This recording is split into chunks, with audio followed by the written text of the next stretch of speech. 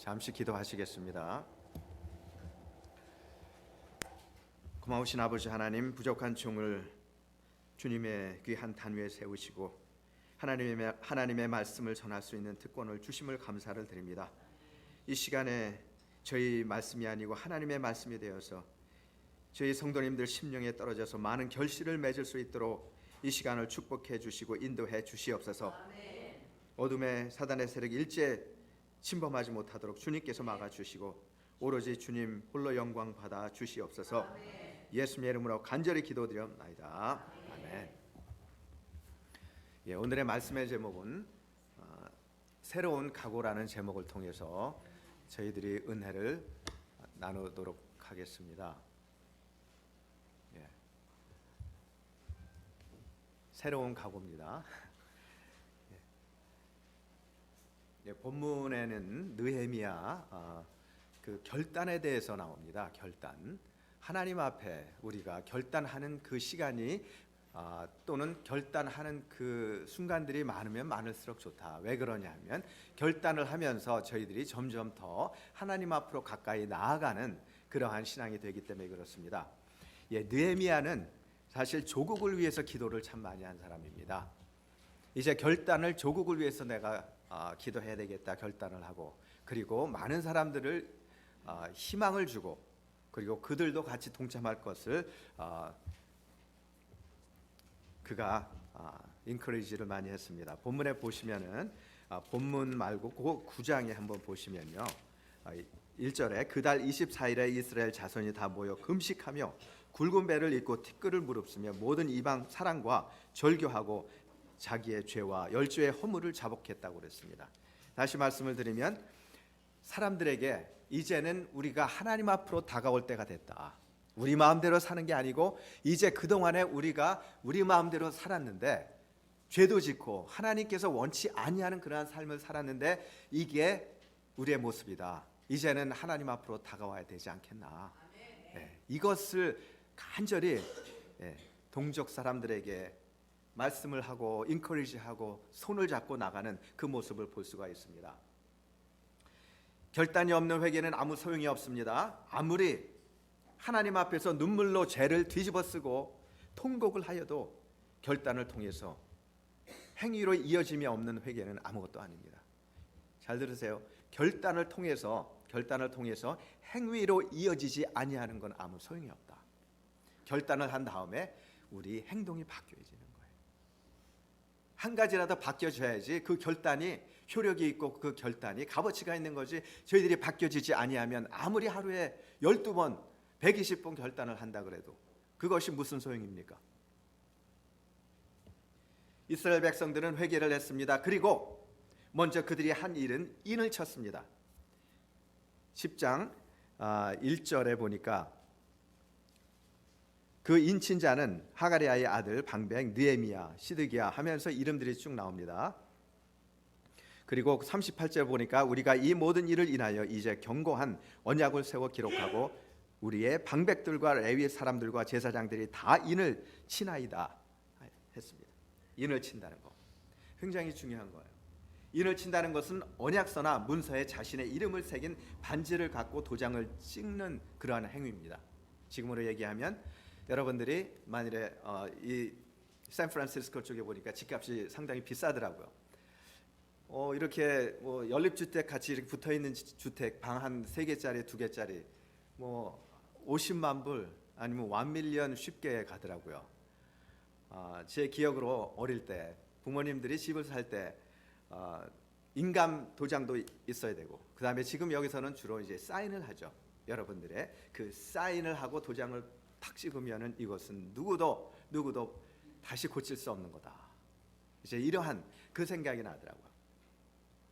다시 말씀을 드리면 하나님 앞에 그동안에 우리 뜻대로 살았습니다. 내 뜻대로 살았습니다. 지금 이 결과가 별로 좋지가 않습니다. 이제 우리가 회개합니다. 하나님 우리를 받아주세요. 그리고 사인을 하는 거랑 같은 거예요. 그리고 거기에다가 여러분들 마음의 인감도장을 팍 찍는 거랑 마찬가지입니다. 이것을 이스라엘 백성들이 했다는 거예요. 누가 주동을 했냐면 느헤미야가 주동을 해서 이제 하나님 앞에 다시 마음을 모으고 우리가 같이 나갑시다 하는 그러한 일들을 한 겁니다. 실제로 메대와 바사에서는 임금이 조서에 인을 치고 확증하면 누구에 의해서도 병개가 절대 불가능하다는 규례가 있었다고 합니다. 인을 친다는 영적 의미는 타락된 생활의 청산과 새로운 각오로 언약에 충실한 생활을 하겠다는 다짐을 상징하는 그러한 행위가 됩니다. 그리고 모세의 언약을 백성들이 죄로 인해 파기했지만은 그 언약을 다시 회복하겠다는 그런 의미를 가지고 있습니다. 이제 이스라엘 백성들은 이렇게 대단한 각오로 결단에 임했습니다. 진정한 회개는 결단을 동반합니다. 누가복음 19장에 보면은 삭개오가 나옵니다. 예수님과 같이 식사를 합니다. 그리고 자신이 세금장이기 때문에, 세금장이 뭔지 아시죠? 세금을 걷는 사람이에요. 예, 세금을 걷는 사람이기 때문에 때로는 본인의 이익을 위해서 딱 필요한 세금 이외에 본인이 거짓말을 해서 그 위에 돈을 이렇게 매기면은 그 돈은 자기 돈이 되니까 이런 것들을 했나 봅니다. 뭐 저도 자세한 건 모르겠는데 이제 그러한 부분들을 예수님과 대화하고 이제 예수님과 같이 하려고 하니까 그러한 부분들이 장애물이 된 거예요. 그리고 자신의 부족하고 자신의 죄된 것들이 보이는 거예요. 주님 앞에 뭐라 그랬습니까? 주님, 제가 만일에 누구든지 토색한 적이 있으면 그 토색한 것들을 재산을 4배로 갚아주고 그리고 그 나머지 재산 반을 가난한 사람을 위해서 내가 주겠습니다. 예.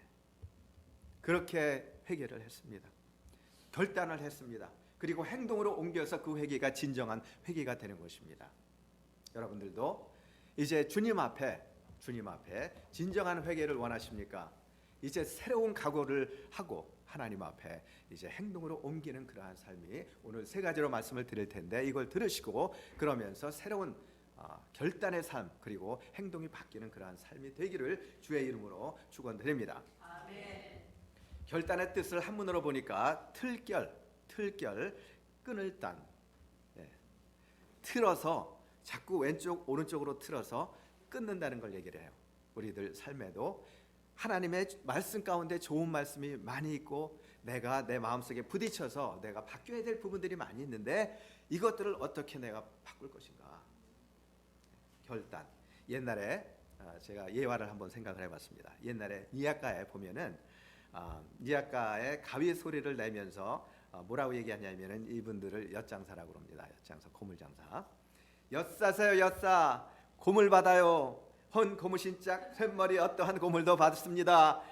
이렇게 얘기하면서 걷는 걸 제 어릴 때 경험을 했어요. 아마 저하고 비슷한 연배 되신 분 한국에 계셨었던 분들은 아마 기억을 하실 겁니다. 이제 가위 척척척척 치면서 이제 그렇게 얘기해요.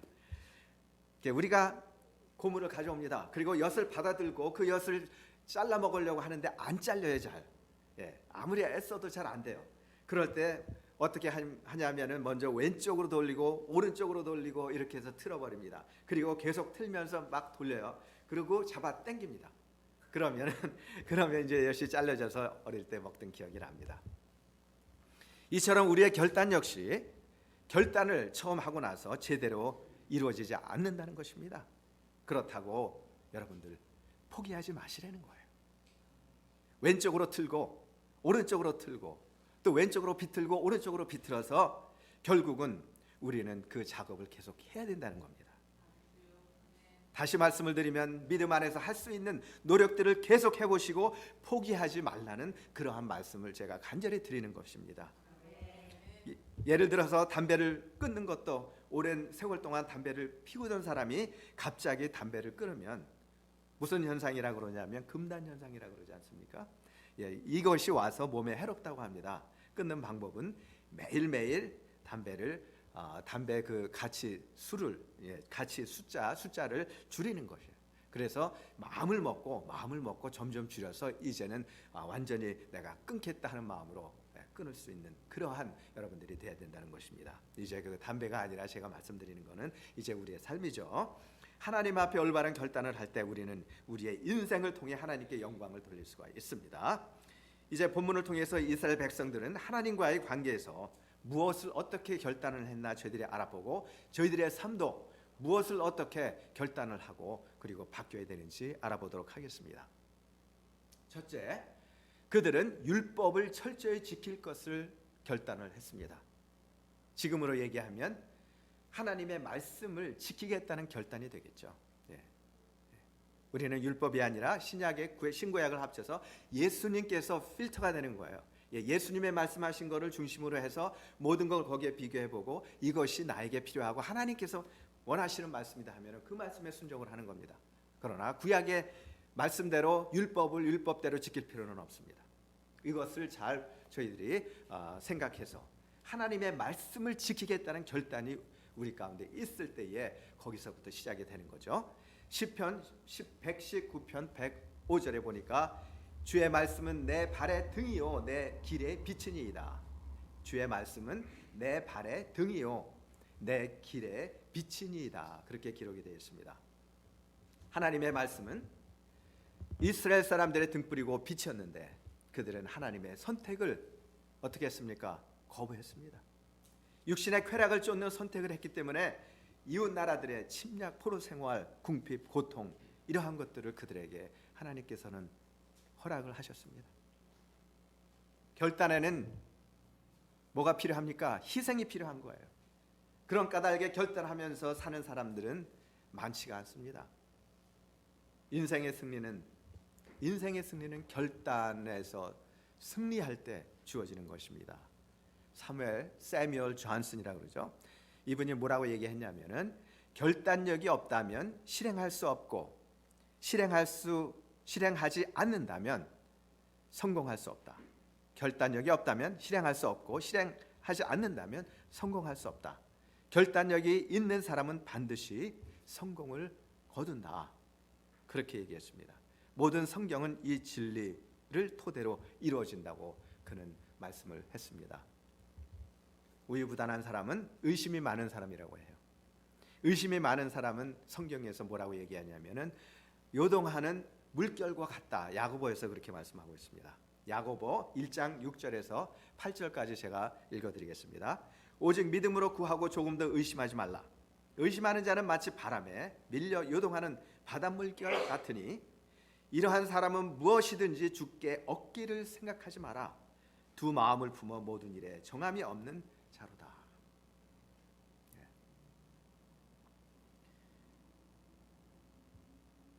요동하는 사람은 아무것도 얻기를 기대하지 말라고 합니다. 우유부단한 사람은 모든 일에 정함이 없는 사람이라고 얘기를 합니다. 우리는 하나님이 우리에게 맡기신 사명을 완수하기 위해서 우유부단을 정복을 해야 됩니다. 그리고 하나님의 말씀에 순종할 것을 결단을 하고 그리고 우리가 뜻을 정하고 하나하나 우리 삶에서 변화가 일어나야 된다는 것이죠. 본문에 보면 이스라엘 민족들이 어떤 뜻을 정했느냐 하면 남아있던 전체의 회중이 율법 준수를 결단했습니다. 하나님께서 말씀하시는 그 말씀에 우리가 순종하자.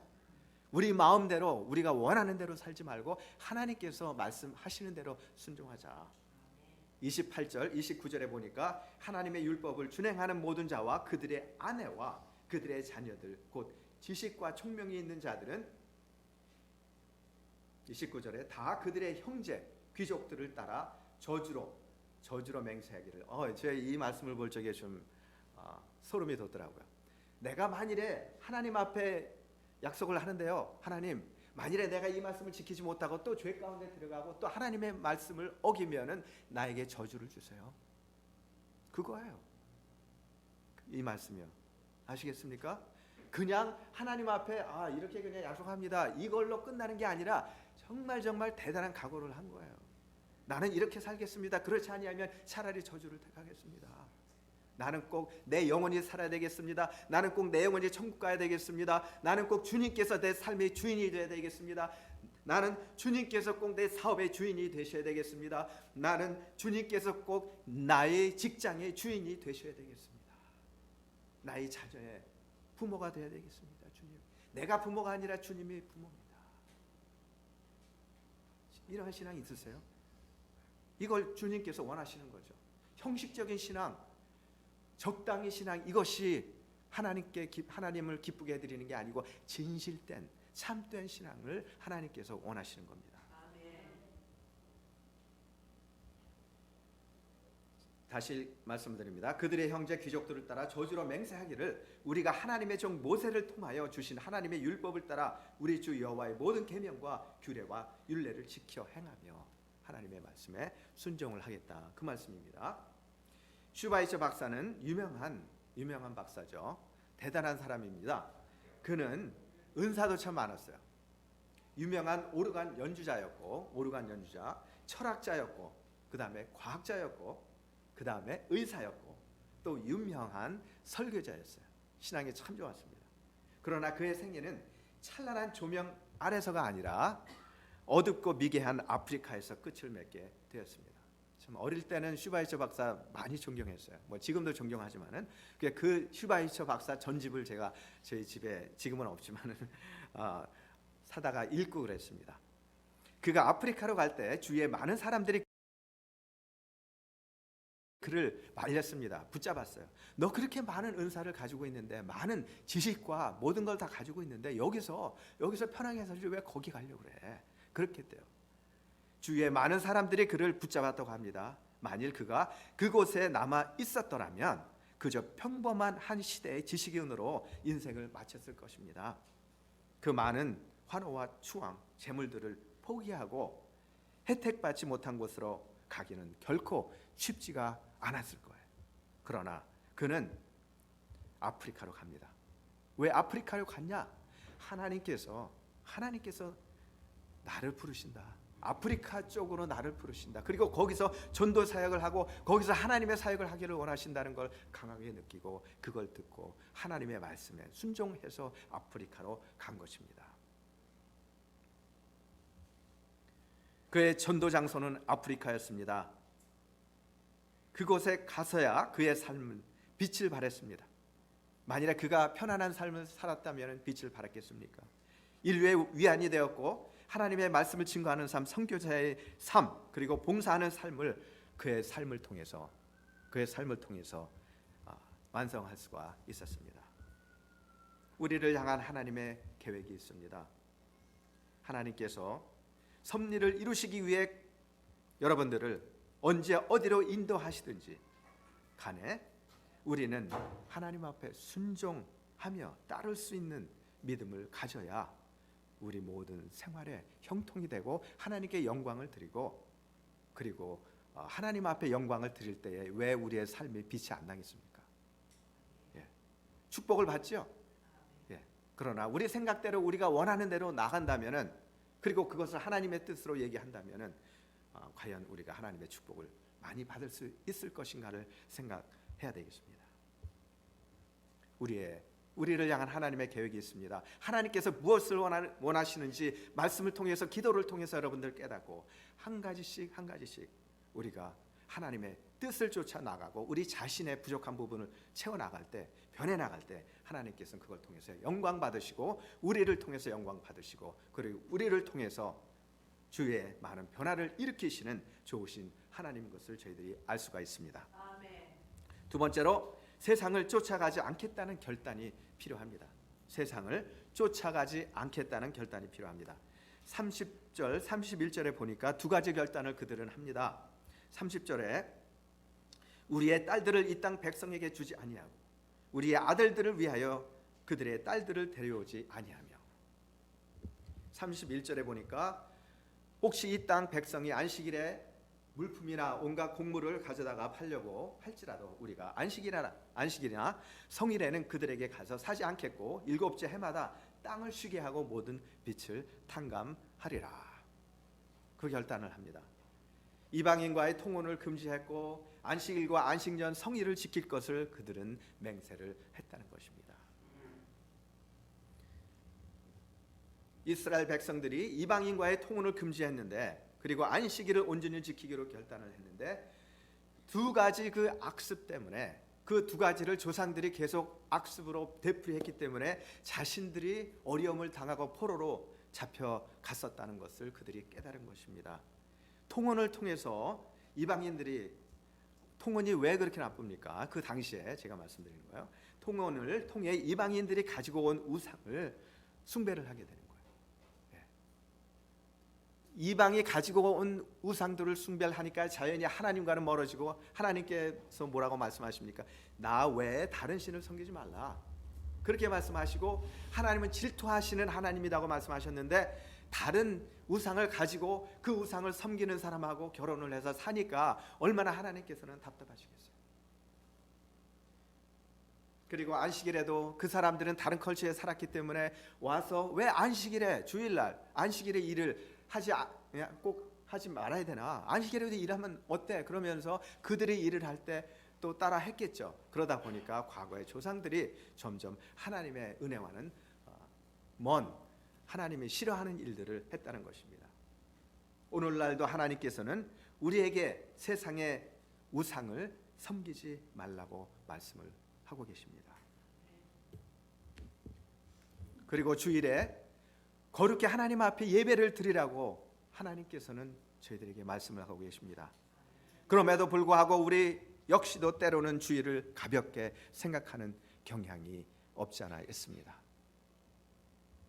어떤 주일학교 교사가 이런 간증을 했는데, 간증을 제가 여러분들에게 드리는 이유는 조금 심한 간증일지도 모르겠다, 미리 제가 말씀을 드립니다. 이렇게 될 수도 있다, 뭐 생각을 하실 수는 있지만은 너무 큰 가능성을 두지 마시고, 이게 정말 좀 조금 생각을 하시고 들으시면 은혜가 되겠습니다. 자결하는 태양, 송글송글 맺힌 땀방울, 아침부터 찌는 듯한 더위는 나를 괴롭혔습니다. 주일 아침인지라 서둘러야 하는데도 불구하고 한 여름의 날씨는 나를 질식시키기라도 하듯이 뜨거웠습니다.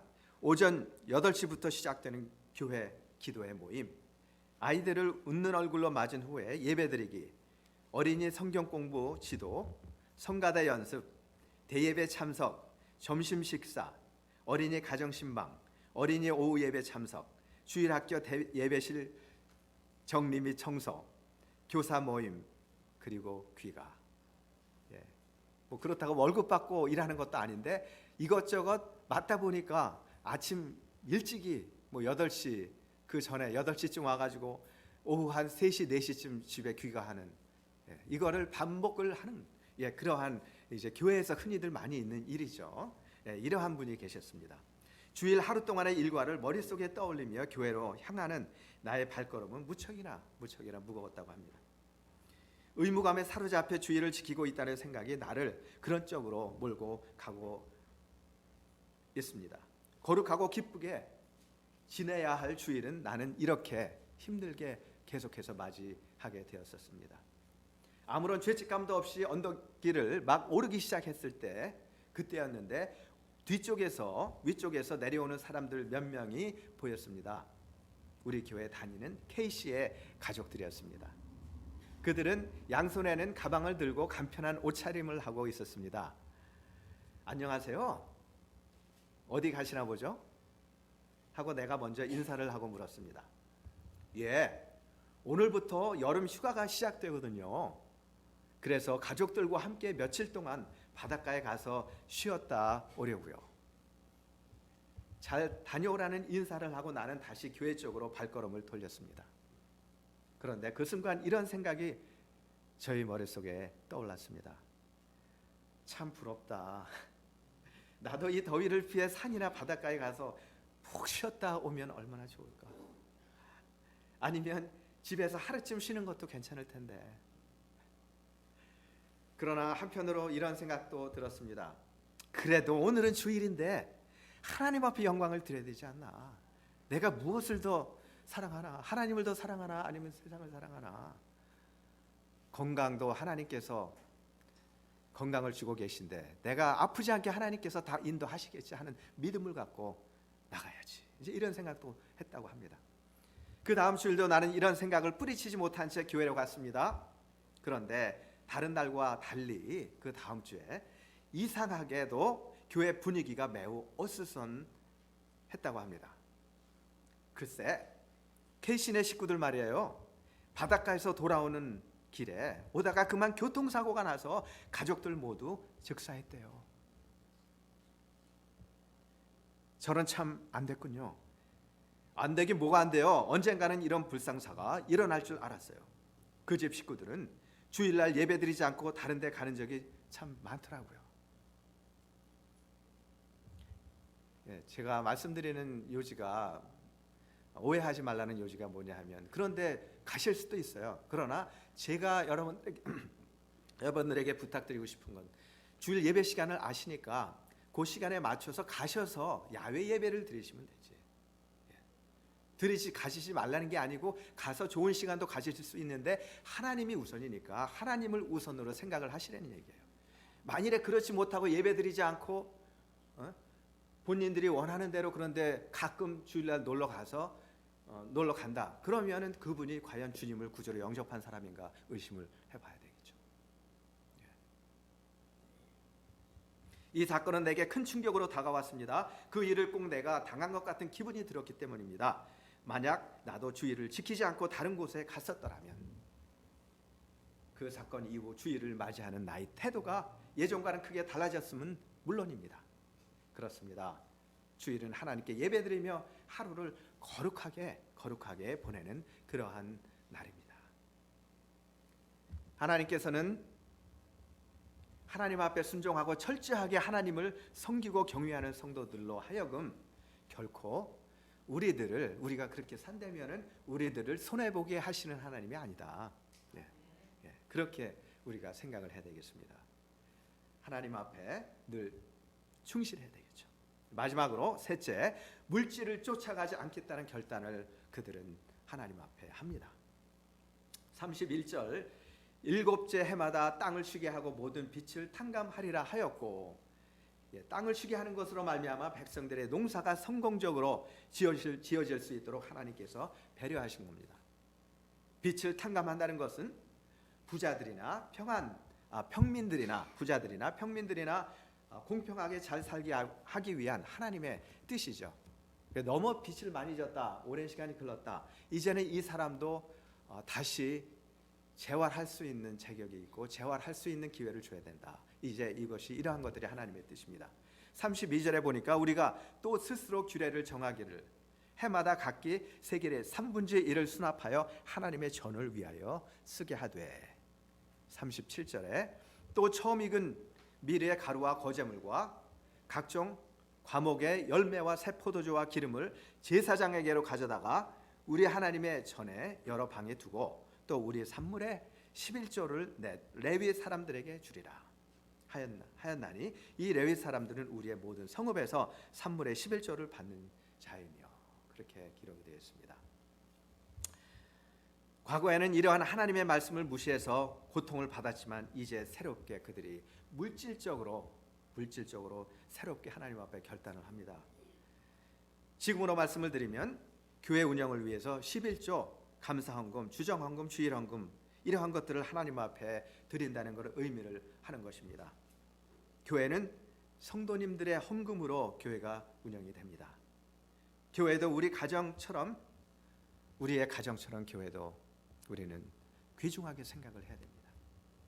하나님은 살아계십니다. 우리들의 마음을 읽고 계시고 우리들이 자신들을 위해서 아낌없이 쓰지만은 하나님의 전을 위해서 넘어 인색할 때 어떻게 하나님께서 저희들에게 더 많은 축복을 해주시겠습니까? 말라기서 보니까 8절입니다. 사람이 어찌 하나님의 것을 도둑질하겠느냐? 그러나 너희는 나의 것을 도둑질하고도 말하기를 우리가 어떻게 주의 것을 도둑질하였나이까 하는도다. 이는 곧 11조와 봉헌물이라. 9절에 보니까 너희 곧 온 나라가 나의 것을 도둑질하였으므로 너희가 저주를 받았느니라. 10절에 만군의 여호와가 이르노라, 너희의 온전한 11조를 창고에 들여 나의 집에 양식이 있게 하고 그것으로 나를 시험하여 내가 하늘의 문을 열고 너희에게 복을 쌓을 곳이 없도록 붙지 아니하나 보라. 하나님께서 시험하라 그랬습니다. 오로지 이 부분에서 나를 시험하라 그랬어요. 하나님이 좋으신 하나님 앞에 마음과 정성과 물질과 이 모든 것들을 드리면 하나님께서 축복해 주시다고 분명히 말씀을 약속을 하시고 시험하라기까지 그렇게 저희들에게 말씀하십니다. 그들이 하나님의 말씀에 순종하지 못해서 어려움을 당했음을 깨닫습니다. 말씀에 순종하기를 그들이 결단을 합니다. 그리고 그들이 거기에 실행에 옮기는 부분들을 저희들이 볼 수가 있습니다. 이제 구약에 보면은 진설병, 소제, 번제, 속죄제 이러한 것들로 하나님 앞에 드립니다. 진설병은 지성소에 진설하는 떡으로 12떡 지파를 상징하죠. 12지파 되어 있으며 누룩 없는 떡을 매주 안식일마다 새 것으로 바꿔 놓는 것입니다. 소제는 감사를 표합니다. 그리고 속죄제는 하나님의 율법을 범한 죄에 대해서 회개하는 것들을 얘기를 합니다. 그리고 번제는 하나님 앞에 온전한 헌신을 얘기를 하는 거예요. 즉 하나님 앞에 예배 드린다는 뜻은 하나님의 말씀을 우리가 취한다는 것이고, 그 다음에 하나님 앞에 감사한다는 것, 감사를 드린다는 것, 그 다음에 하나님 앞에 저희들이 부족한 것 회개한다는 것, 그것을 의미하는 것이고, 그리고 하나님 앞에 헌신하는데 저희들의 삶과 저희들의 몸과 물질과의 모든 것들을 통해서 하나님 앞에 헌신한다, 번제 드린다는 걸 얘기를 합니다. 다니엘은 뜻을 정한 인생을 살았습니다. 다니엘에서 1장 8절에 보니까 그는 왕이 주는 진미와 포도주로 자신을 더럽히지 않기로 결단을 했습니다. 다니엘이 뜻을 정했을 때 하나님은 그를 도와주셨습니다.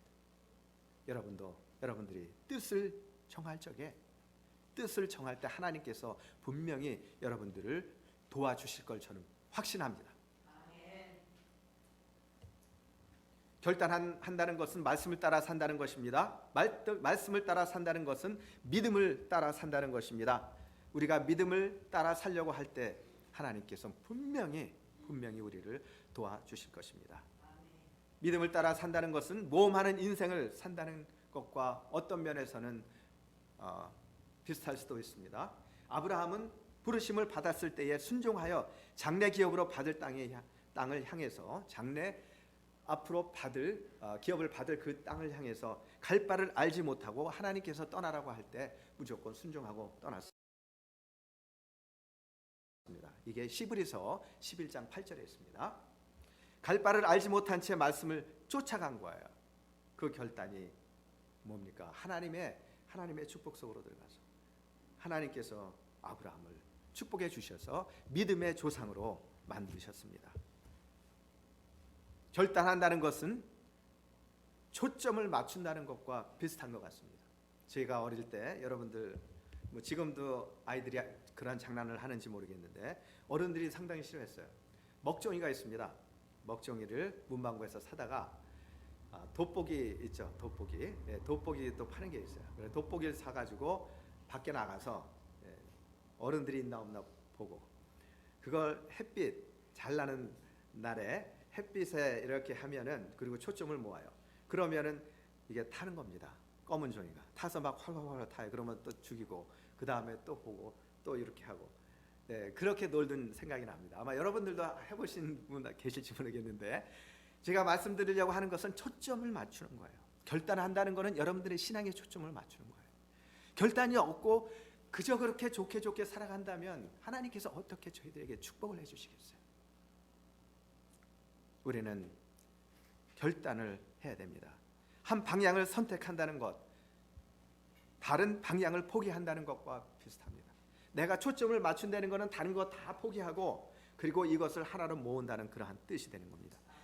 예수님도 이 땅에 오셨을 때 오직 십자가의 구원을 이루기 위해서 초점을 맞춘 인생을 사셨습니다. 예수님도 사람이셨습니다. 다른 사람들처럼 결혼도 생각을 하셨겠죠.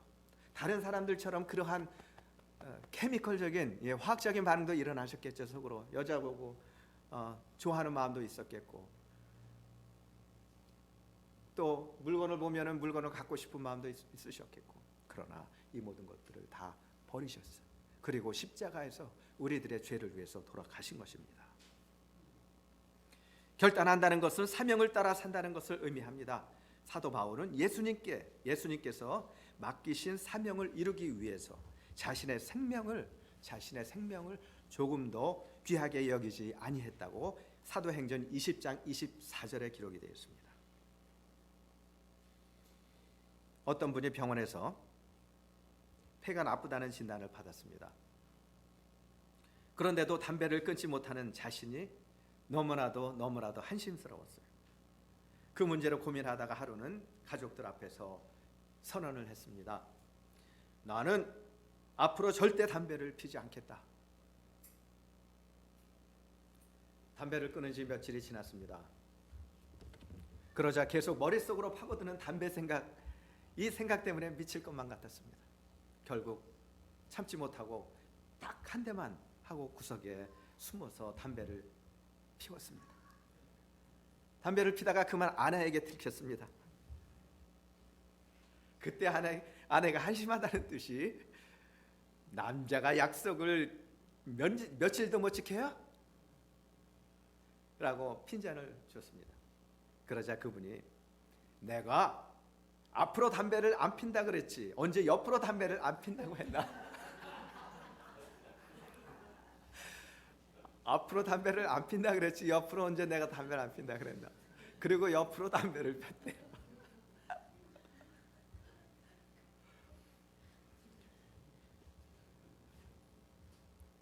사람의 힘으로는 담배 한 대 끊기도 어렵다는 것입니다. 그러나 꼭 끊어야 하는 것이라면 빨리 끊어야 됩니다. 그것이 끊기 힘든 것일수록 과감히 끊을 수만 있다면 그 모습이 나의 위대성을 보여주는 가장 확실한 표시가 되고 그 다음에 다른 문제가 생겼을 경우에 역시 그것도 우리가 감당해낼 수가 있다는 것입니다. 이 세상에서 더 소중한 것을 위해 자기가 소중히 여기는 것을 과감하게 끊는 그러한 삶이 귀하고 그리고 위대한 삶이라는 것입니다. 고민은 불행의 지표이지만 결단은 행복의 지표입니다. 역사상 위인들을 보면 비인간적인 사람도 있고 또 눈치 없는 사람들도 있고 화를 잘 내는 사람들도 있고 배움이 극히 짧은 사람들도 많이 있다고 합니다. 그러나 우유부단한 사람은 한 분도 없다고 얘기를 합니다. 우유부단하다 하는 거 안 좋은 거예요. 나무가 잎을 떨굼으로 겨울나기 준비를 하는 것처럼 사람이 화려한 상상의 잎새들을 떨어뜨릴 줄 알 때에 그는 비로소 추운 겨울의 고난도 이길 수 있는 생명력을 얻게 되는 거죠. 나무가 잎을 다 떨어뜨리지 아니하면 결국 추운 겨울날을 맞이할 수가 없습니다. 예수님께서 때가 되실 때 예루살렘을 향하여 올라가기로 굳게 결심을 하신 부분이 누가복음 9장 51절에 나와 있는데 그 결단으로 인류가 구원을 얻었다는 것입니다. 사도 바울은 예루살렘에서 죽을 각오를 하였다고 사도행전 21장 13절에 기록이 되어 있는데 사도 바울이 얼마나 많은 일을 감당을 했습니까? 이제 여러분들도 오늘 말씀을 배운 것처럼 말씀에 순종하고 그리고 세상과 물질에 우리 마음을 두지 않고 조심하고 하나님께서 인도하시는 대로 이 모든 것들을 잘 우리가 사용하고 소화할 때에 하나님께서 우리에게 베풀어 주신 일단은 영적인 축복과 물질의 축복 이 모든 것들을 우리가 충만히 받고 이로 인해서 하나님께 큰 영광을 돌리며 여러분들 삶과 가족과 또 주위와 또 이웃이 주님의 은혜 가운데 풍성해지기를 주의 이름으로 축원드립니다. 다 같이 기도하시겠습니다. 하나님 아버지 시간에 주의 말씀을 저희들에게 허락해 주심을 감사합니다. 이제 주님을 바라보고 자신을 바라보지 아니하고 주님을 바라보고 승리하는 저희들의 삶이 되어서 말씀 가운데 거하고 그리고 이제 주님께서 원하시는 그러한 삶을 늘 순간순간 깨닫는 가운데 하나님 앞에 순종하는 그러한 삶이 되어서 저희들이 세상에 속하지 아니하고 물질에 속하지 아니하고 오로지 하나님 앞에 속하는 그러한 귀한 삶이 될 수 있도록 저희들을 축복해 주시옵소서. 예수님의 이름으로 간절히 기도드렸나이다.